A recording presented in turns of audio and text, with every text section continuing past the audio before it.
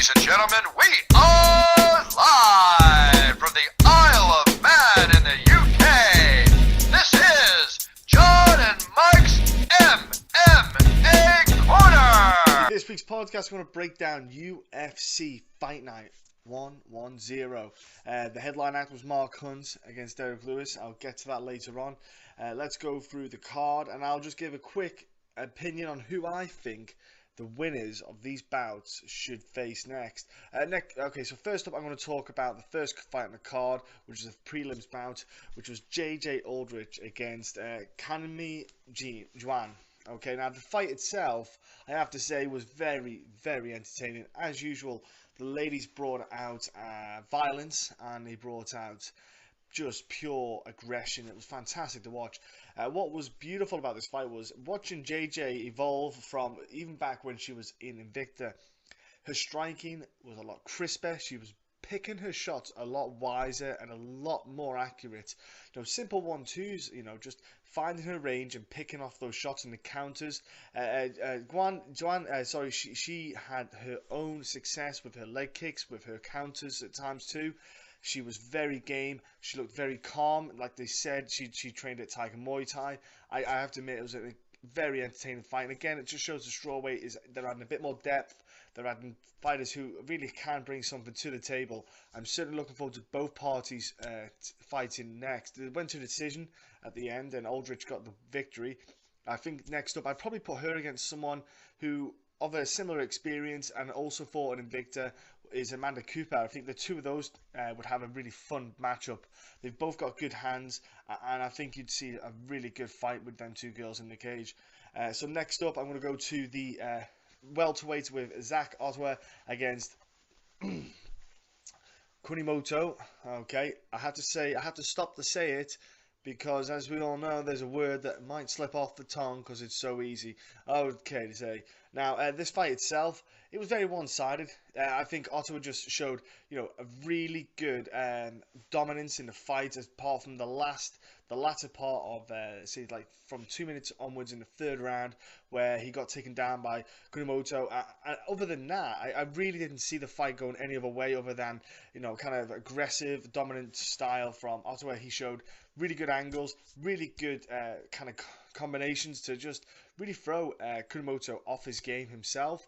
He couldn't get his space in. He couldn't get anything going because Ottawa was quite aggressive in the fight as well. And when he did get taken down, Ottawa, he really suffocated Moto in the guards to stop him really landing anything significant. But then when he did reverse it a couple of times, which he did, he was aggressive himself to make sure he was more aggressive for the judges, especially in the scoring. For some reason, one of the judges, I don't know how, scored at 29-28 to Kunamoto. That's judging for you. There are some judges out there who still have not got the skill set or ability to get the fight right. But thankfully, Ottawa got the decision. He is a good guy all around. I think, he's a guy who's evolving with the fights that you see him in. And one fight I want to see him go against is someone like Randy Brown. He's a fun guy, Randy Brown. He's longer, though, than Kunamoto. So I want to see how Ottawa deals with that length and range that Randy Brown can offer. So that's the next matchup I'd like to see going forth. Next up, we had the flyweights who I love these flyweight dudes. These cats are awesome.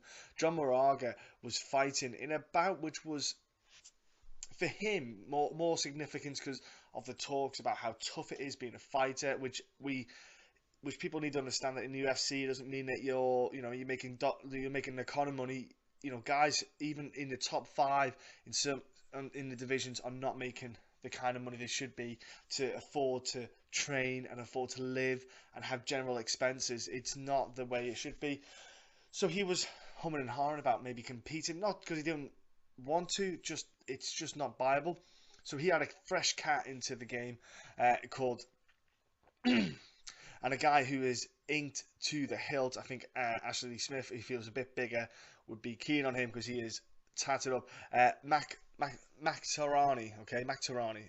This gentleman came in with his debut. I have to give that guy a hell of a lot of credit. He showed really good composure in the fight. He didn't freak out too much. John Moraga absolutely dominated the fight from start to finish. Great transitioning on the ground from getting back control, landing some brilliant ground and pound with the elbows, getting the angles in for the strikes. He really did just take it to another level, and you just saw Makarani just couldn't quite catch up. He just wasn't quite there yet with his training, with his ability. You can see Moraga was always one step ahead, always getting ahead of him.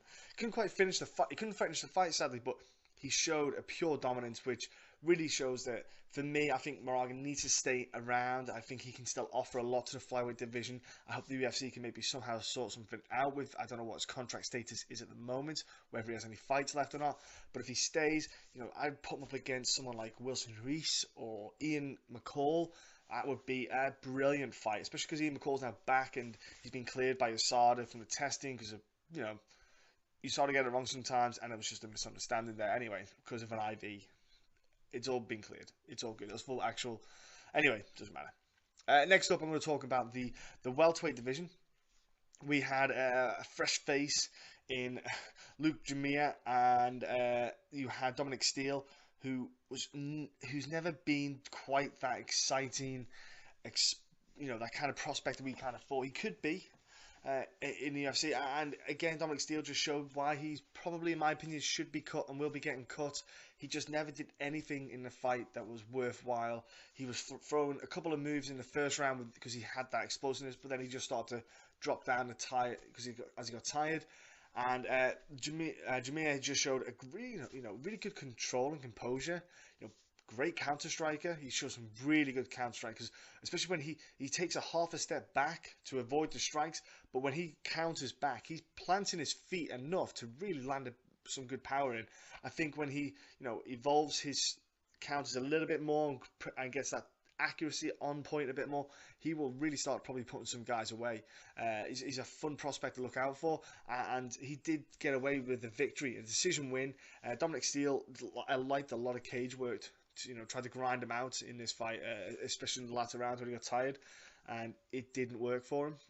And I would like to see next up for him, Jamana, would be someone like Chagas, who just fought in Brazil against Jimmy Manuel.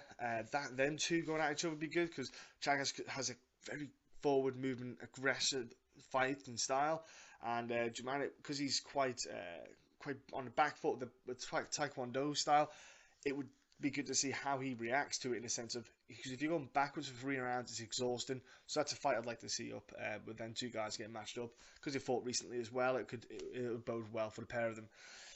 Next up, we have is a man who stepped away due to injuries, and was even talks of he was going to retire, walk away, and then he came back, and Vince Pichel showed why he was on a 2-fight win streak before he got cut, and why he was an exciting prospect when he got signed up through the Ultimate Fighter, etc. And he defeated Damian Brown in the first round with a beautiful backstep combination.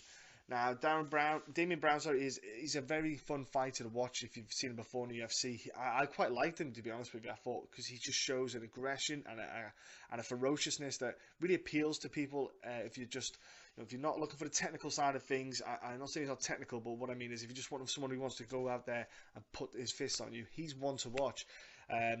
He did it a couple of times against Pichel. He charged at him, and Pichel was backed off, and that was it then. After a couple of times of doing it, Pichel read it. He read his movements, read the combinations that were coming, knew the kind of positions his head was going to be in, and as he stepped back, he switched stances, and as he stepped back, he landed a lovely little left hook, and then a right uppercut just come underneath, and you saw Damien drop and kind of face plant almost. And it was over from there. Pichel landed, I think, one more strike after that, and then the ref kind of split up. But it was just beautiful to see it. It was just beautiful patience. A lot of guys, when they step back, they're focusing purely on just getting away from the strikes and not thinking about counters. Because a lot of guys, they are exposed when they're coming forward, they're leaning, because especially if someone steps back, you lean, you overextend. When you overextend, sometimes your chin's up. He took full advantage of all of this. It was beautiful to see. And because he's back in there, and to be fair now, he's technically free, no ring rust, like he said. I would like to see him fight David Teemu. Him and David Teemu next up would be a fun fight to see. I'm telling you right now, because he's fresh, he's not got injuries. You could book him straight in because he didn't have like a 3-round war.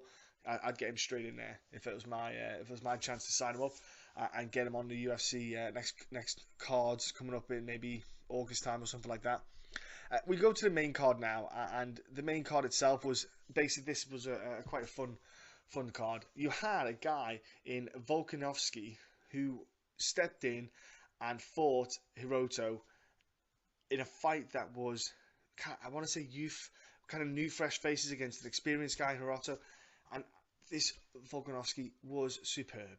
Like, he was so aggressive, so strong, just a fun fighter to watch, and he is really showing some dominance. And in the 145s, he could be a powerhouse. He had that right hand which landed a couple times. And if it weren't for Hirata being tough as nails, taking it like a man, like taking it like a champ, he really showed some dominance.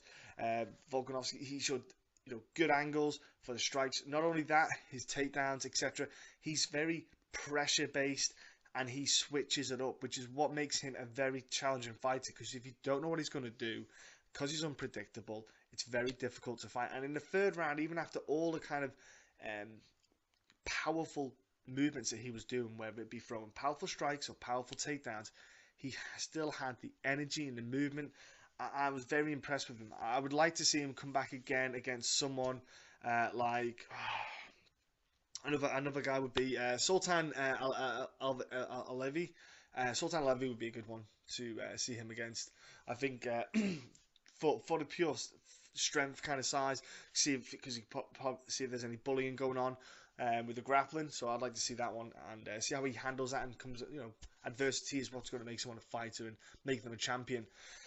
In the flyweight division, you had my boy Tim Elliot, who I've got a lot of time for, top guy, against Benavidez, and Benavidez just came out and was balls to the walls, went at Tim Elliot, just didn't give Tim Elliot a break, and that was what kind of sent me through Tim Elliot off.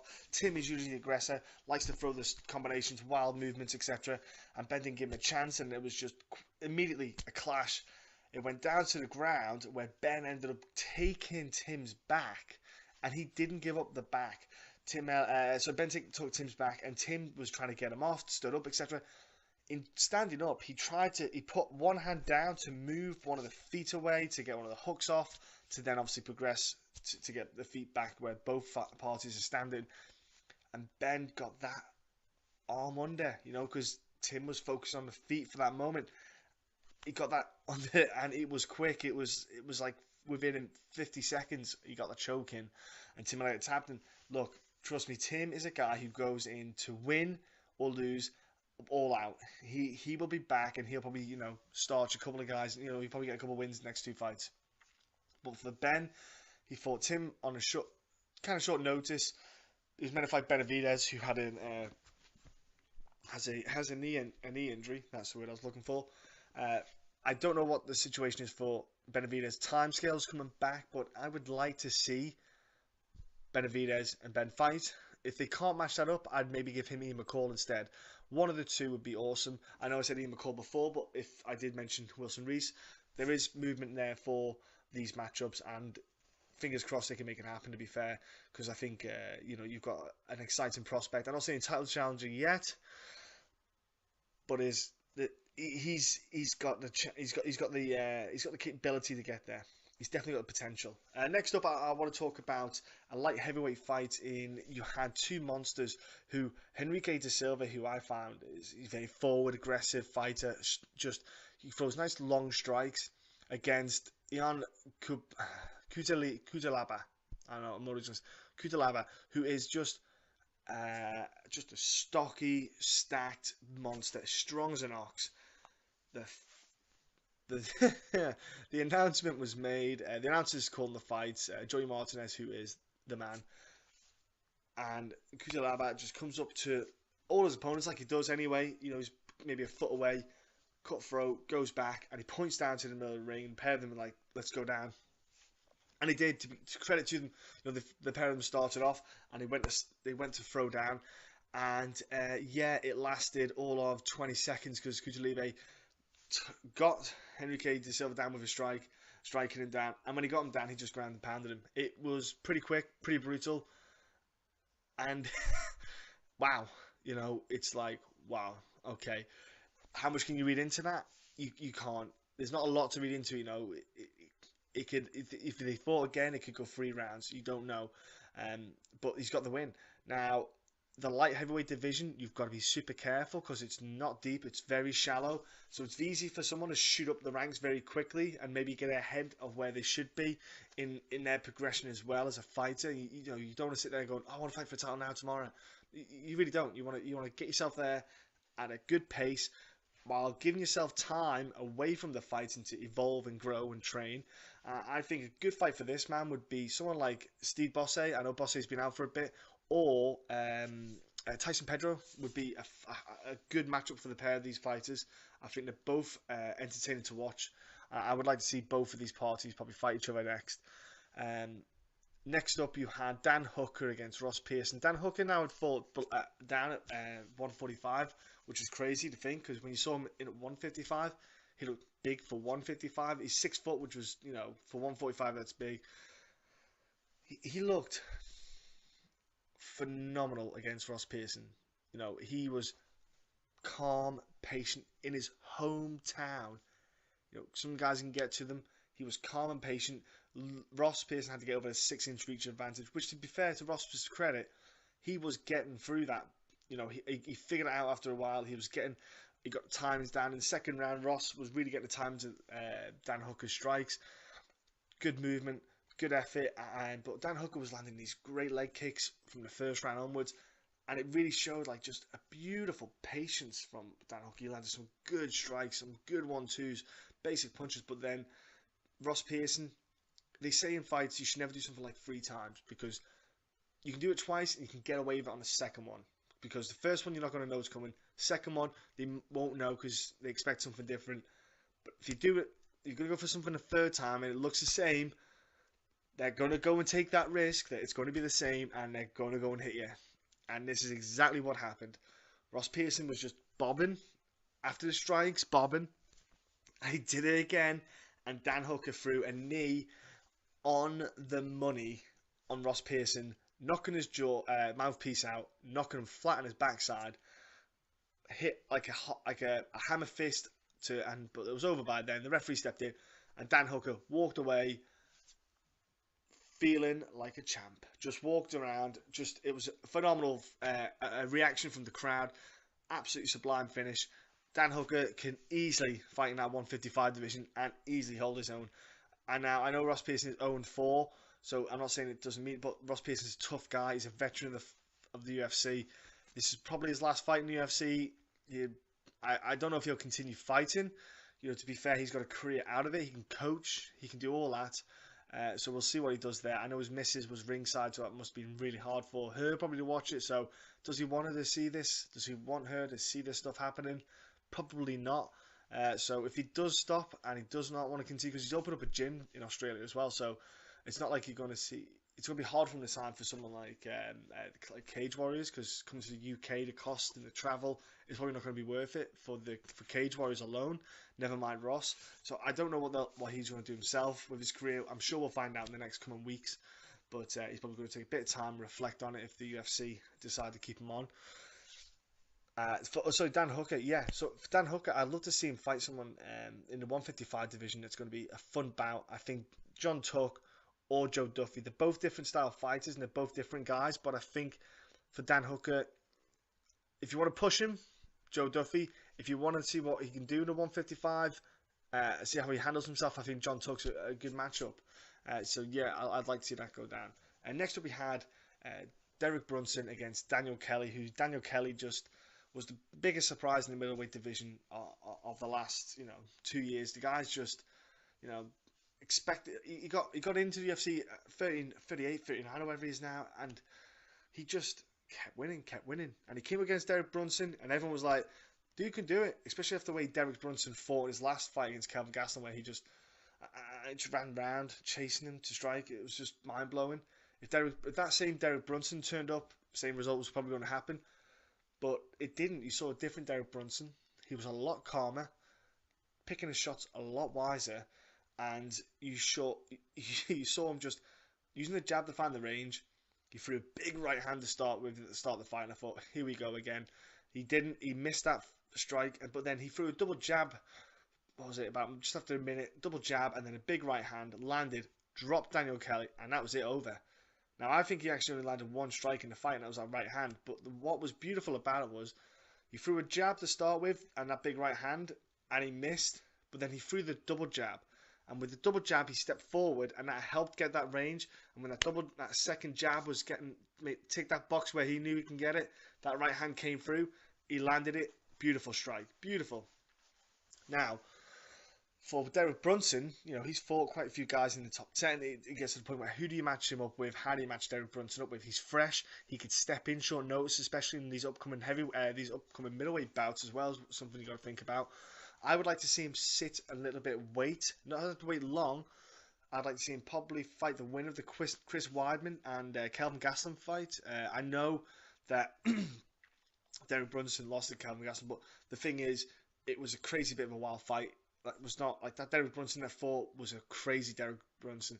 I think if the Derrick Brunson who can be calmer can fight Kelvin, I think you'd see a different fight, and I think it'd be a totally better fight. If I'm honest with you, I think you'd see a good war between the two of them. Next up on the main event, you had Mark Hunt, Derrick Lewis. Mark Hunt, who's having a lawsuit with the UFC, he's having issues with the UFC. Derrick Lewis, who's fought the most.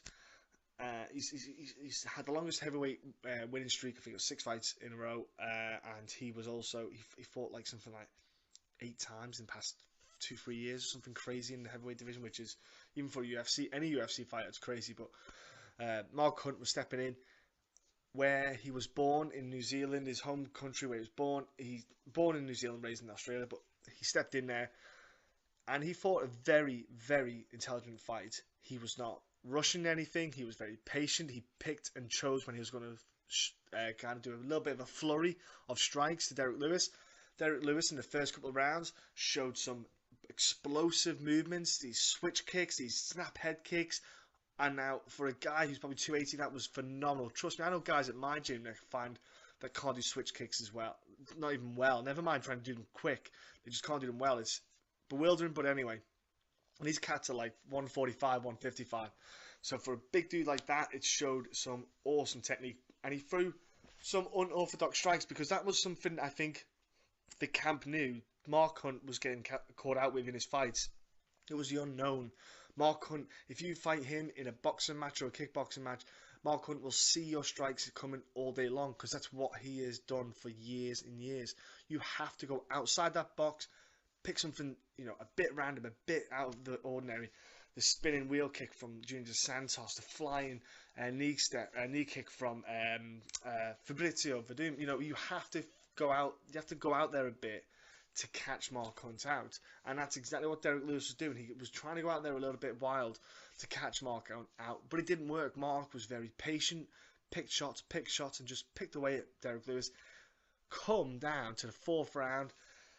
He'd already shown at the end of the 3rd round he was starting to catch Derrick. He was starting to see Derrick time a bit. 4th round, he just put a little bit more pressure on.